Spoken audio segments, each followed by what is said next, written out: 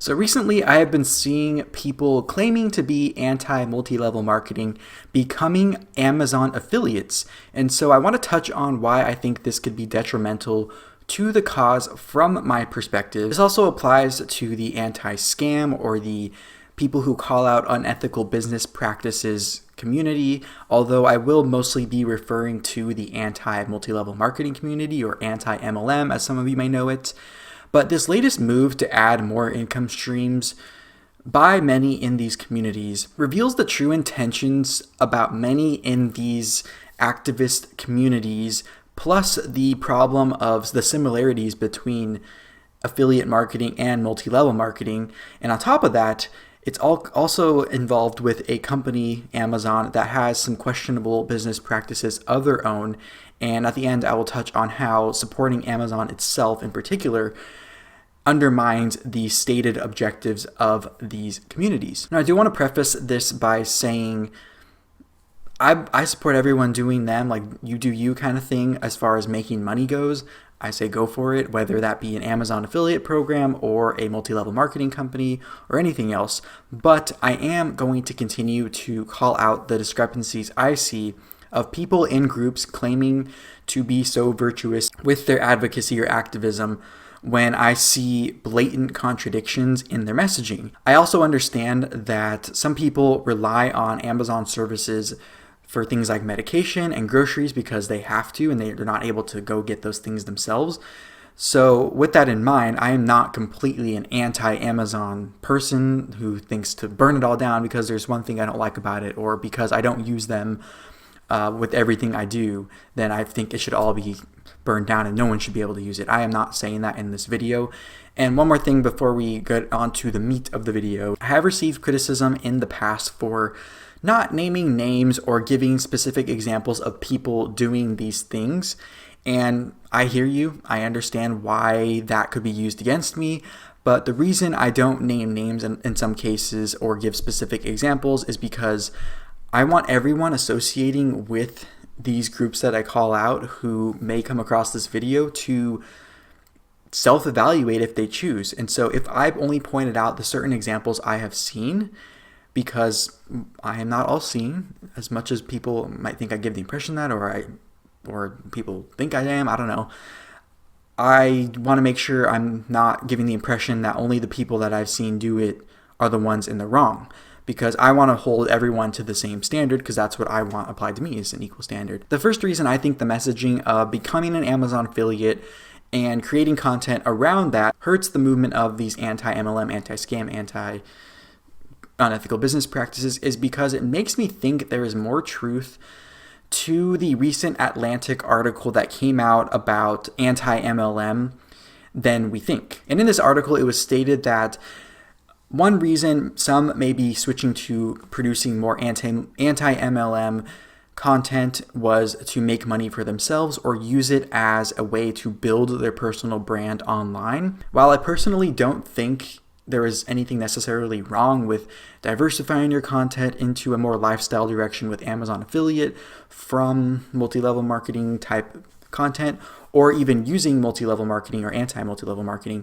that trend and that popularity to build your personal brand, I don't think there's anything inherently wrong with that.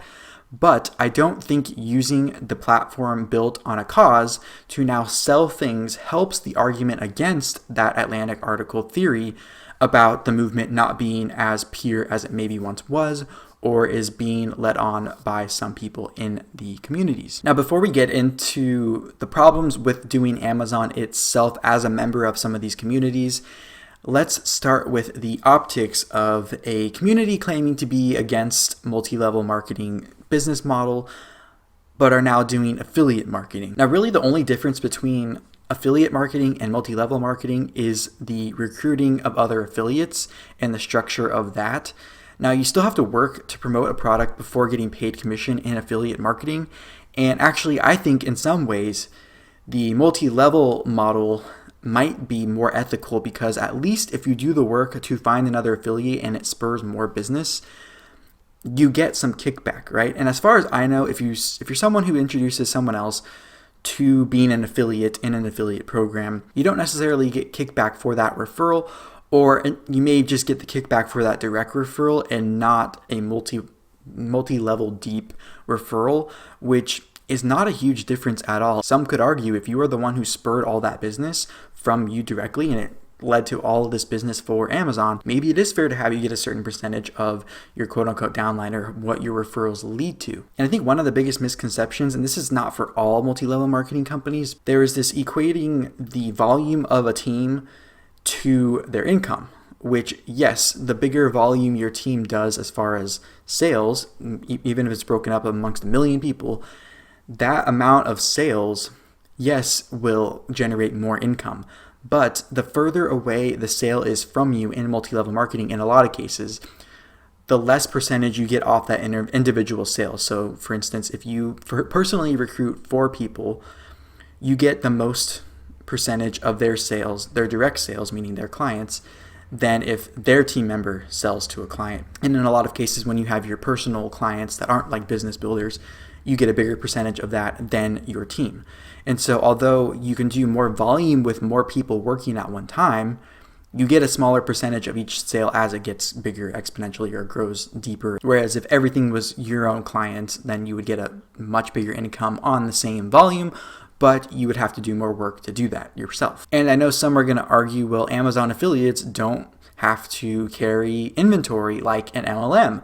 Well, to that I'll say the best MLM opportunities that I know of don't require inventory anymore. And then you might say, well, the MLM encourages you to be the product of the product, which means you have to buy product. And yes, I think that is an ethical way to do business. And I hope that Amazon affiliates are only sharing affiliate links to things that they actually buy and use. And even if there are differences between an affiliate program and a multi-level marketing program, there are still similarities that can't be dismissed simply because it hurts your anti-stance. And one of the common things to dismiss a valid argument in favor of multi-level marketing is the products. A common thing I hear is, oh, the products are irrelevant.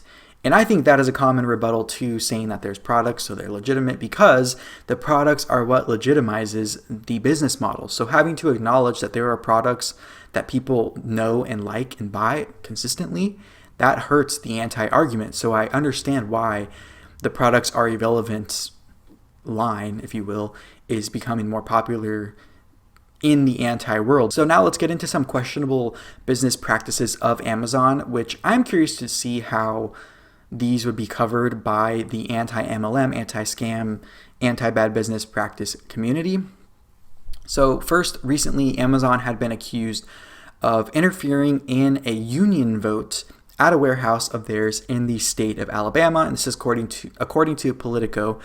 Another recent report by The Intercept, but was mentioned in The Hill, stated the pressure to meet quotas by Amazon employees forced them to urinate in bottles and defecate in bags, to which it appears managers were aware of this but did not do anything to alleviate the problem. Now you might be thinking, what about Amazon storefronts that support small businesses or give them help with distributing their products? While yes, on the surface, that is great that small businesses are able to use Amazon services to get their products to their customers. On the other hand, Amazon and other large chains are also responsible for the death of countless small businesses across the country and across the world.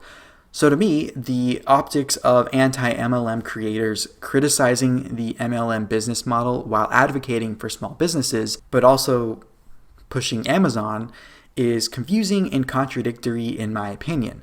Now, there are also reports out of the Wall Street Journal and New York Times about investigations in the state of California on Amazon selling their own products in competition with third-party vendors. Also in the state of Washington, they are investigating whether Amazon makes it harder for sellers to list their products on other websites. The U.S. House of Representatives has also had CEO Jeff Bezos testify about allegations of Amazon using data from third-party vendors to introduce competing products. And also, there are investigations in Europe over Amazon being both the marketplace and the rival on their website. And that was all according to Reuters.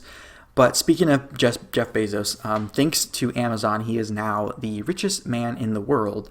So when I see anti-MLMers criticizing the structure and results of the MLM business model, but then turning around and actively promoting Amazon, which will continue to put money in the pocket of the richest man in the world, it makes me question the intentions of some in the movement, and I see that contradiction and that kind of dilemma as hurting the cause stated by those in these anti-communities. Now, if you are someone who identifies as part of any of these communities that I called out right here today, either as a creator or a viewer, and you've had similar thoughts as what I expressed here, how do you make sense of it? And if you don't identify as any of these communities or view them in support, what do you think of all this? Let me know in the comments section. Thank you so much for joining me this time. My name is Nick Zangl, and make sure to come back here every Monday and Friday at noon Pacific Standard Time.